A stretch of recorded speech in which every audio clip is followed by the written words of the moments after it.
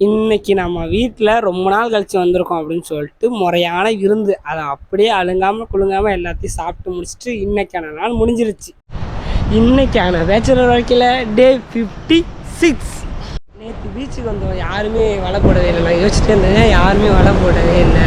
இன்னைக்கு ஒருத்தவங்க போடுறாங்க பாருங்க, எட்டெண்டு காட்டுறேன் தெரியுதா தெரில.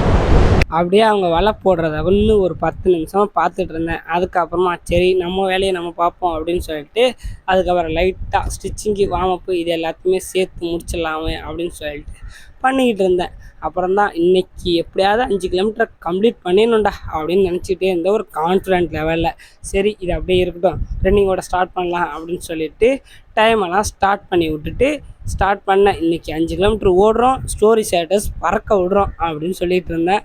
அதே மாதிரி என்ன ஆச்சுன்னா கரெக்டாக 5 கிலோமீட்ரு கம்ப்ளீட் பண்ணி முடிச்சிட்டோம். நான் செம்மையான ஹாப்பி. வெற்றிகரமாக 5 கிலோமீட்டரை முடிச்சிட்டோம். ஆனால் டைம் தான் ரொம்ப எடுத்துருச்சு. டைம் 27 நிமிஷம் 42 செகண்டு. கொஞ்சம் முடிக்கலான்னு பார்த்தேன், முடிப்போம் அடுத்த வீடியோவில் சந்திப்போம். இணைப்பில் இருக்கவும்.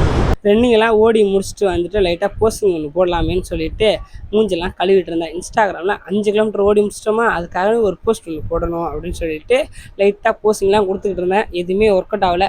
சரி வந்த வரைக்கும் போதும் அப்படின்னு சொல்லிட்டு இருக்கிற வீடியோவை அப்படியே முடிச்சுட்டு அதுக்கப்புறமா பைக் எடுத்துகிட்டு கிளம்பும் பொழுது மயில் ஒன்று நின்றுட்டு இருந்துச்சு. இதை வீடியோவில் கொண்டு தான் கிட்ட போனேன், ஆனால் கிட்ட போகும்போதே பறந்துருச்சு. சரின்னு சொல்லிட்டு நம்ம வாங்க போனது என்னமோ பால் பாக்கெட் தான், ஆனால் அங்கே ஐஸ்கிரீம்லாம் இருந்துச்சா சரின்னு சொல்லிட்டு அதை அப்படியே வாங்கி முடிச்சுட்டு வீட்டுக்கு வந்துட்டு முட்டை பால் இது எல்லாத்தையுமே ரெடி பண்ணி முடிச்சுட்டு அப்புறம் பாதாம் பால்லேயே போட்டு நேற்று அடித்ததுனால சரியாக அடிக்க முடியல. சரின்னு சொல்லிட்டு அதுக்கப்புறம் அதை தனியாக வச்சு அரைச்சி எடுத்துக்கிட்டு எல்லாத்தையும் மிக்ஸ்அப் மாதிரி மழைச்சாரல் மாதிரி எல்லாத்தையுமே கொஞ்சம் கொஞ்சம் போட்டுட்டு ஐஸ்கிரீம் இருந்துச்சு அதையுமே அப்படியே போட்டு முடிச்சுட்டு மிக்ஸ் பண்ணி எடுத்துகிட்டு வந்து ஊற வச்சுட்டேன்.